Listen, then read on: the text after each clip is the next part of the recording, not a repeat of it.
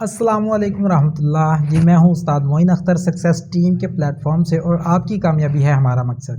ہم financial abundance series میں یہ سیکھ رہے ہیں کہ ہم کس طرح سے یونیورسل لاز کو استعمال کرتے ہوئے، ان آفاقی قوانین کو استعمال کرتے ہوئے خود کو مادی خوشحالی کے بہترین درجوں پہ لے کے جا سکتے ہیں۔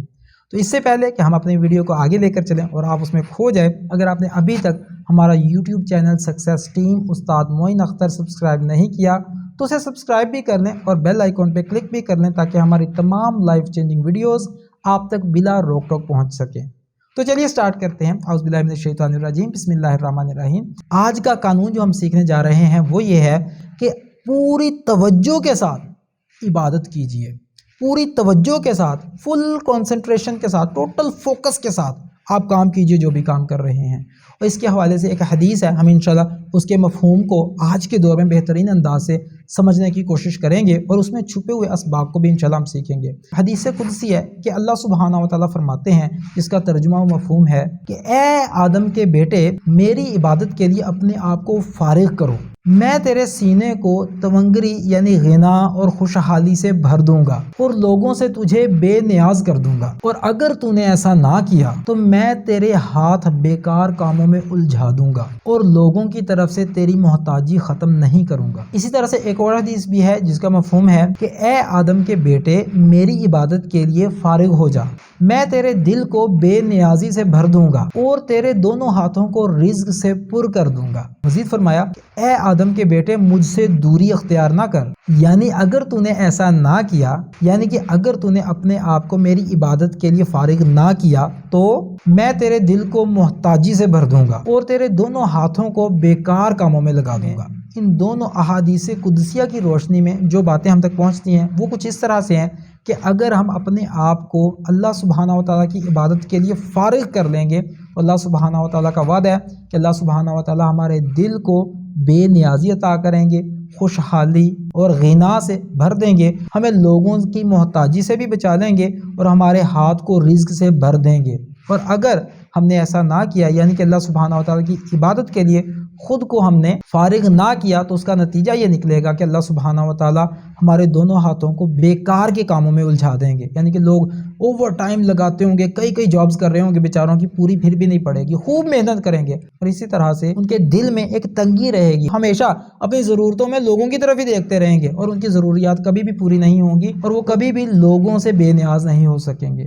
لہٰذا اس سے ہمیں بظاہر ایک معنی ملتا ہے کہ اپنے آپ کو اللہ سبحانہ و تعالیٰ کی عبادت کے لیے فارغ کرنا یہ ایسا عمل ہے کہ جس کے ذریعے سے ہماری مادی خوشحالی کے راستے ہمارے لیے کھلنا شروع ہو جاتے ہیں اور اس کے لیے ہمارے رزق میں فراوانی آنی شروع ہو جاتی ہے۔ لیکن اس میں غور کرنے کی بات ہے کہ عبادت کے لیے خود کو فارغ کرنے کا مطلب کیا ہے؟ کیا اس کا مطلب یہ ہے کہ ہر چیز چھوڑ کے صرف اور صرف نمازیں ہی پڑھتے چلے جاؤ، قرآن پاک کی تلاوت ہی کرتے چلے جاؤ یا ذکر اذکار ہی کرتے چلے جاؤ؟ اس کا مطلب یہ نہیں ہے۔ اس کا مطلب یہ ہے کہ اللہ سبحانہ و تعالیٰ کی جب بھی عبادت کریں تو پوری توجہ کے ساتھ کریں، پوری کنسنٹریشن کے ساتھ کریں،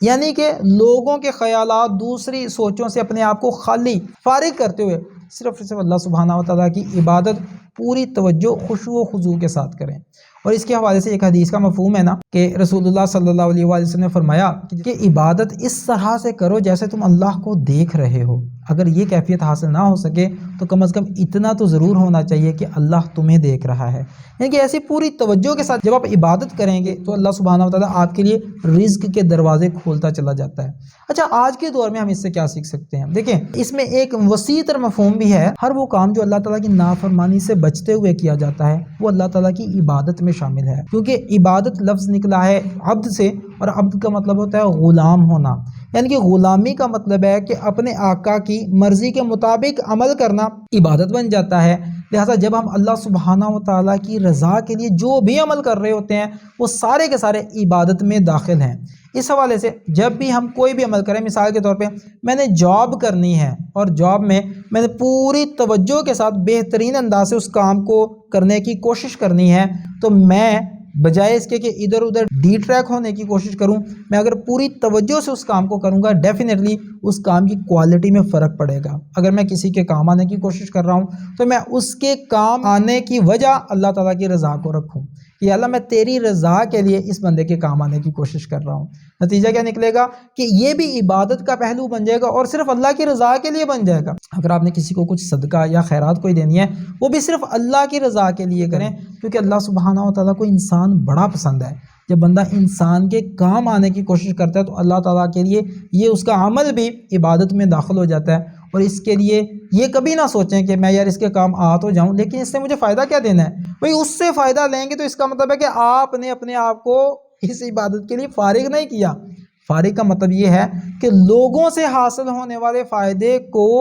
ٹارگٹ نہ بنائیں، ٹارگٹ یہ بنائیں کہ آپ لوگوں کے کام یا بہترین طریقے سے جو کام کر رہے ہیں وہ اس لیے کر رہے ہیں کہ اللہ سبحانہ و تعالیٰ اس سے خوش ہوگا۔ یہ ہے اس کام کو عبادت سمجھ کے اس کے لیے اپنے آپ کو فارغ کر لینا کہ آپ کو کسی سے کچھ نہیں چاہیے، آپ کو اللہ سے چاہیے۔ اس کا مطلب یہ نہیں ہے کہ آپ لوگوں سے اجرت لینا چھوڑ دیں، نوکری کریں گے تو اجرت نہیں لینی، نو، اجرت لیں لیکن کام اس لیول پہ کریں کہ آپ یہ سوچیں کہ رازق اللہ ہے، یا اللہ میں تیری رضا کے لیے اس کام کو بہترین انداز سے کر رہا ہوں اور رزق کے دروازے بھی تو نہیں کھولنے ہیں۔ جب بندہ اس طرح سے سوچ کے ہر کام کو پوری توجہ کے ساتھ کرنا شروع کر دے گا، عبادت سمجھ کے کرنا شروع کر دے گا، 100% فوکس کے ساتھ کرنا شروع کر دے گا، تو اس کام کی کوالٹی میں آٹومیٹکلی امپرومنٹ آنی شروع ہو جائے گی۔ جب اس کام کی کوالٹی میں امپرومنٹ آئے گی، وہ کام بہترین ہونا شروع ہو جائے گا، تو آٹومیٹکلی لوگوں کے دل میں بھی آ جائے گا کہ یار اس جیسا کام کوئی نہیں کرتا، تو وہی لوگ آپ کے لیے نئے نئے مواقع کھولنے کا بھی باعث بن جاتے ہیں۔ لیکن اگر آپ لوگوں کو تنگ کرنے کی یا لوگوں کو پریشان کرنے کے حوالے سے، لوگوں کی ٹانگیں کھینچنے کے حوالے سے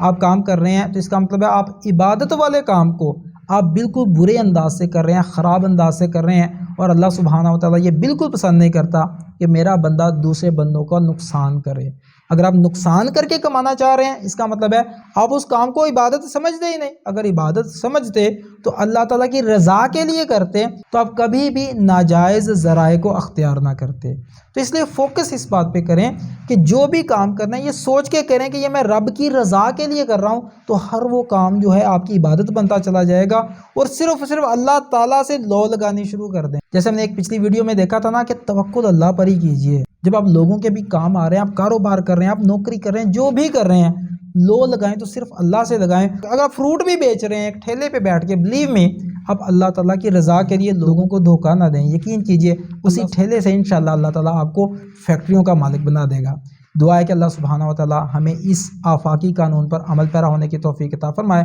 بہت شکریہ آپ کا۔ السلام علیکم ورحمۃ اللہ وبرکاتہ۔